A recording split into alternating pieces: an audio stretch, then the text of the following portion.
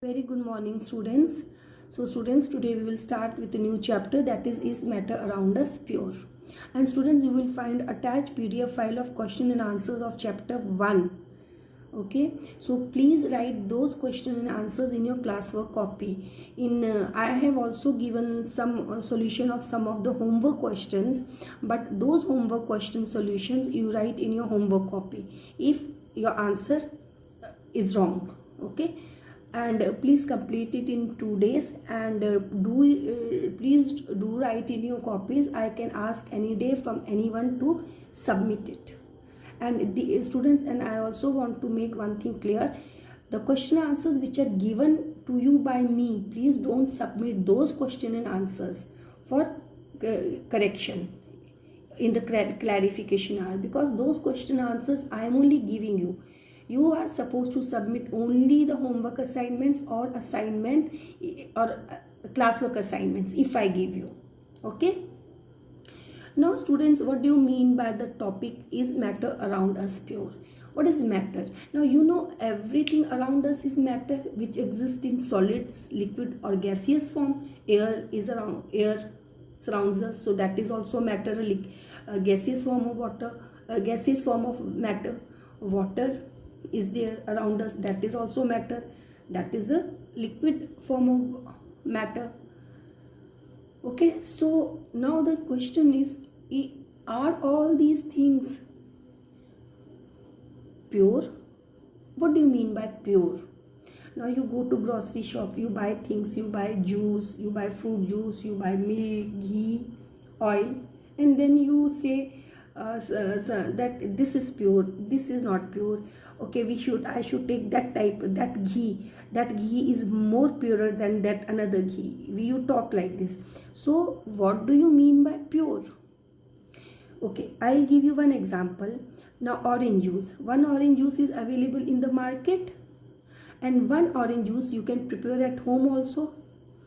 Okay, directly from the orange you can extract the juice, and in that juice you don't add sugar, you don't add water. So which will be purer, the orange juice which you buy from market or which you extract from oranges directly at home? You can WhatsApp me the answer, it's very easy for you. The juice which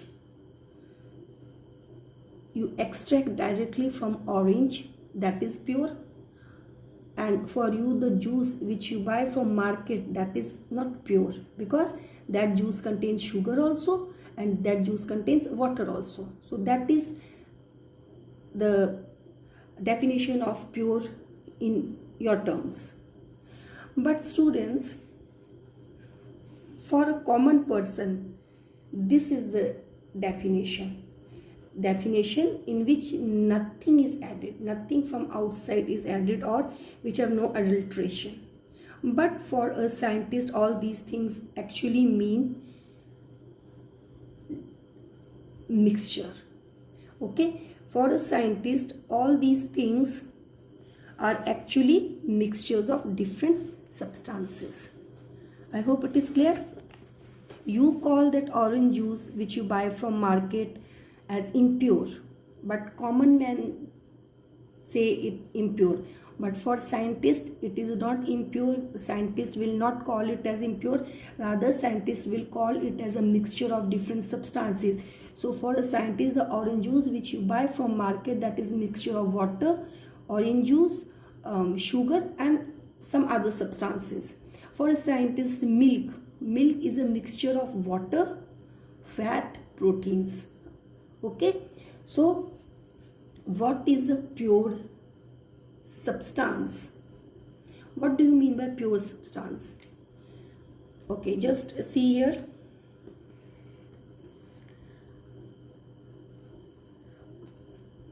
See here, pure substance means that all the constituent particles of that substance are same in their chemical nature. A pure substance consists of single type of particles. In other words, a substance is a pure single form of matter. So students, what is a pure substance? Now let us take the case of sodium chloride. What is sodium chloride? Sodium chloride is a table salt which is used at home for cooking. Now this sodium, it is written as NaCl. Now this sodium chloride is called as pure substance if all the particles are of sodium chloride. You know that matter, it exists in particle form, or matter, it is made up of large number of particles. Okay, and same here, this in sodium chloride, it consists of large number of particles, because sodium chloride is a solid form of matter and it contains large number of particles. And if all these particles are of sodium chloride, then it is called as a pure substance. So pure substance is a substance which consists of same type of particle. You can take the case of sugar also. Now in case of sugar also,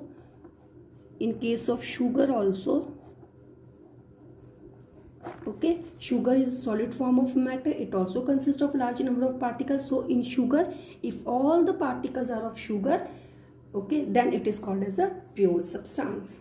Okay, now here, see here students, this is sodium chloride. Okay, now if in sodium chloride, this sodium chloride is a pure substance. Now here in this sodium chloride, if water particles are present, suppose here water particles are present, then it is not called as a pure substance. Why then it is not called as a pure substance? Because now it contains particles of sodium chloride also, and it contains particles of water also. So now it is called as a mixture. Okay, understood to everyone? So what is a pure substance? Which consists of same type of particles. Okay, and here this is not a pure substance, because here it contains different type of pure form of matter, and it is called as a mixture. Okay, so please see here, mixtures are constituted by, can you see, mixtures are constituted by more than one kind of pure form of matter. So if this is a mixture, so it has water and sodium chloride, and both water and sodium chloride are pure form of matter. Okay, now here this sodium chloride solution, okay, it can be separated by simple physical processes like boiling. When you will boil this, what will happen? These water particles will be separate and sodium chloride can be separated. But students, in a pure form of matter, suppose if this is only sodium chloride, okay, if this is only sodium chloride, then it cannot be separated by simple physical processes like boiling. Can you separate sodium chloride particles by boiling? No, you cannot separate. Okay, now soft drinks and soil are not single pure substance. Okay, they are not a pure substance. Soil is a mixture of so many things. Whatever the source of a pure substance may be, it will always have the same characteristics property. Okay, so from wherever you get a pure substance, it will have the same property, same characteristic property. Okay, now students, all of you, please open this page. Just see here, can you see? This is matter which can exist in solid, liquid or gaseous form. Now this matter is of two types, pure substances and mixtures. Okay, understood? Now these pure substances are of two types, elements and compounds, and mixtures are of two types, homogeneous mixtures and heterogeneous mixtures. Okay, now now this is a mixture. Can you call it as a mixture? Sodium chloride mixture, or in this sodium chloride particles water is present, so it is called as a mixture. Now students, mixture are of two types, homogeneous mixtures and heterogeneous mixtures. You know what is mixture? Okay, just now I told you what is mixture. Okay, now what will happen? Now suppose here you take two test tubes, or you take two test tubes, or you take two glass jars. Take two glass jars. Okay, now you take water in both the glass jars, equal amount of water. In one of the glass jar you add salt and you shake it. In another one you add sand and you again shake it. you will see that in glass jar 1 in which salt is added, you will see that salt is uniformly distributed and you will not see particles of sand. Okay. I hope you have understood. And this salt, it gets uniformly distributed everywhere. Okay. And when this salt solution, when it is filtered, it can easily pass through the filter paper. So this is called as solution or a homogeneous mixture. Understood? So what is a homogeneous mixture? Homogeneous mixture is also called as solution. Homogeneous mixture, it is a mixture of more than one type of a pure substance in which the pure substance is uniformly distributed. Now that salt is uniformly distributed in whole of the water. So from wherever you will check the water, it will contain the same amount of salt and it is thoroughly mixed. Okay. If you filter it, it will pass through the filter paper. Now on the another jar, you have taken water and you have added sand. You have taken water plus here you have added sand. What you will find? You will find that sand is not uniformly distributed. You will see sand particles floating. At the bottom of the water, there will be more sand particles compared to the water present on the top. Okay. So what does it mean? And when you will pass it through filter paper, the water will pass through but sand will remain on the filter paper. Okay. And the amount of sand will be more on the bottom of the water compared to the top. So this is called as a heterogeneous mixture. What it is called? Heterogeneous mixture. Heterogeneous mixture where the substances, they are not uniformly mixed. Understood? So homogeneous mixtures,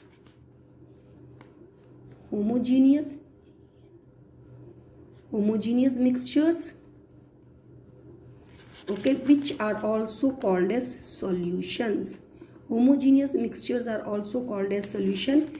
Example is salt plus water. What will happen when you will add salt in water? It will be equally distributed in whole of the water. Suppose here, what will happen in this water? This salt will be uniformly distributed. Now here, if you take the water from this side, it will have the same amount of salt. You take the water from this side, so you take the water from this side. See, all these three sides, the water will have the same amount of salt. Whereas in case of heterogeneous mixture,